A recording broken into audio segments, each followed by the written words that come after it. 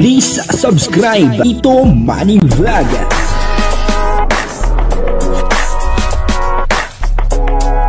Payagan po si Tito Manny Vlog na mag-reactor para pambiling gamot sa kanya pong karamdaman. Wala man siyang records ng ng away. Sa ngayon po, etong si Kalingap Mikoy ay may pinaghahandaan na isang malaking selebrasyon. At talagang etong babaeng ito ay mahal na mahal niya. Papanoorin po natin yung video at syempre bibigyan po natin ng konting reaction. Pero bago po yan, ako muna po bumabati sa inyong lahat ng magandang umaga, magandang tanghali at magandang gabi sa inyong lahat mga kapatid. Kung saan man kayo ng panig ng mundo naroon ngayon, ay mag-iingat kayo palagi at pagpalain kayo ng ating Panginoon. Maraming salamat din po sa patuloy na tumatangkilik sa aking YouTube channel at nanonood sa aking video reaction. Patuloy lang po natin suportahan sila Kuya Bal Santos Matubang, Kalinga Prab at Edna Vlog, Jack Tapia at yung mga kasamahan ko pong reactor sa Kalingap. Ganun din po yung mga charity vlogger na Kalinga partner.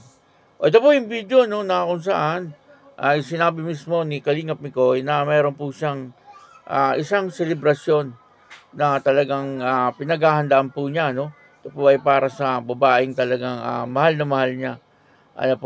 Papanoorin po natin yung video at ang kabuuan po ng video ito ay mapapanood po natin sa YouTube channel ni Maria Ligaya Vlog. Ayun suportahan po natin Maria Ligaya Vlog. Siya po ang naka-scout kay Krista.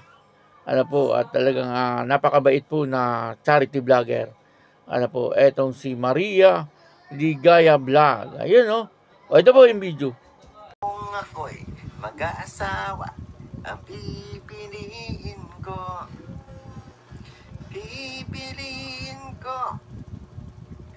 ay ang honey ko. Malapit na rin palang birthday ni Mama Ellen. Saan gaganapin? Birthday ni Mama Ellen.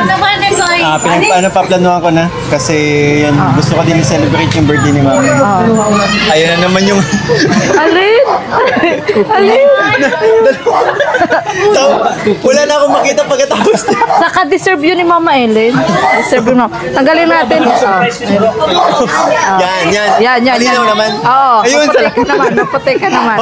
Tawag dito, pinagandaan ko yung birthday ni Mama. Kasi actually lagi naman every nagbe-birthday si Mama, ako yung ako yung celebrate natin. Naalala ko nung nag 80 years old yun, talagang surprise talaga. Ilan taon na ba si Mama Ellen? Pa-82 na. Pa 82 na? Grabe Saka parang 'di ba nung nangyari sa kanya nung nakaraan, second life na to. Kaya Ay ngayon pa sa mga sa mga hindi nakakaalam, okay na si Mama. Okay na. Hindi na rin nakakapaglakad na, hindi na siya gumagamit minsan ng walker. Pag may mga times na masakit na lang daw yung niya, pero halos hindi niya na ginagamit yung walker niya. At Mikoy, for sure, marami ding magpapabigay ng pagmamahal kay Mama Ellen. Anong masasabi? Yes. Tsaka ang daming, ito pa yung sobrang nagpapasalamat ako kasi ang daming prayers na pinatid para kay Mama, para sa paggaling ni Mama. And maraming salamat po. Yun. And sobrang na-appreciate po ni Mama yung care po ng mga supporters natin. And regarding naman sa magbe-birthday si Mama, may mga nagpapaabot na din ng messages na may mga surprise gift, di ba? And mga blessings na gusto ipaabot. Yeah. Actually, may na-receive na nga kanina na advance si Mama advance birthday gift. Yeah.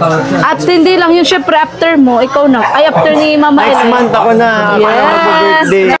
Yun po, kung gusto nyo pong mapanood ng buong buo ang bidyong ating napanood, ay puntahan nyo lang po yung YouTube channel ni Maria Ligaya Vlog. At doon po ay marami pa po kayong malalaman tungkol po doon sa mga sinabi ni Kalingap Mikoy.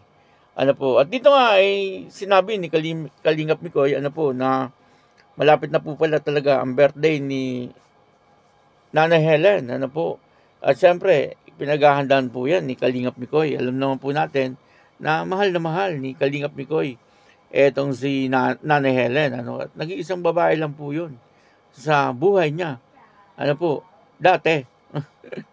Siyempre ngayon, may nadagdag na, si Krista. Di po natin alam kung bilang isang kapatid, bilang isang kaibigan, o masigit pa doon, Basta ang alam po natin sa ngayon ay nadagdagan na yung babae sa buhay ni Kalingap Mikoy. Bukod kay Nanay Helen, ay siyempre, nandiyan na po ngayon si Krista. At dito nga po, ay sinabi po ni Kalingap Mikoy na sa ngayon pa lang ay talagang naghahanda na po siya para po doon sa birthday ni Nanay Helen. Alam naman po nating lahat na basta po may okasyon ay talagang etong si Kalingap Mikoy ay binibigyan niya ng regalo etong si Nanay Helen. Kagaya po dati, napanood po natin nung Mother's Day. Talagang inilabas niya po etong si Nanay Helen. Valentine's Day, binigyan niya ng bulaklak si Nanay Helen. At ngayon po ay birthday. Siyempre, ito po ay parang first time na mag-birthday si Nanay Helen na vlogger na. Etong si Kalingap Mikoy. Siyempre, iba-vlog po yan ni Kalingap Mikoy. At may mga sponsor po yata na ngayon pa lang ay nagpapaabot na po ng regalo kay Nanay Helen at bumabati na kay Nanay Helen. Nakakatawa naman. Dito po yung makikita po natin na talagang si Kalingap Mikoy ay mapagmahal sa magulang. Kasi ngayon pa nga lang ay talagang iniisip na po niya at talagang pinaghahandaan na po niya kung ano po yung gagawin niya para sa birthday ni Nanay Helen. Siyempre, nandyan din si Krista para handugan si Nanay Helen. Maaring kantahan ni Krista etong si Nanay Helen o kaya mag-duet silang dalawa sa birthday po ni Nanay Helen. Abangan po natin ito. Maganda po ito Abang-abang din po ito. Siyempre si Nanay Helen, alam naman po natin na napakabait na magulang para kay Kalingap Mikoy. Sa hindi po nakakaalam, si Nanay Helen ay lola po yan ni Kalingap Mikoy at ang magulang po ni Kalingap Mikoy ay yung anak ni Nanay Helen. Pero si Nanay Helen na po ang nagpalaki kay Kalingap Mikoy. Kaya nga po nung si Kalingap Mikoy ay nasa Manila at nalaman niya na nag-iisa po si Nanay Helen dito po sa Dait ay talagang nagpursige po siya na makauwi. Upang sa ganoon ay merong makasama si Nanay Helen doon sa bahay. Mapapansin naman po natin na wala po silang kasama ng dalawa, kundi silang dalawa lang po talaga. At ang magandang balita po sa ngayon ay magaling na daw po etong si Nanay Helen. Hindi na daw po gumagamit ng walker, bihira na.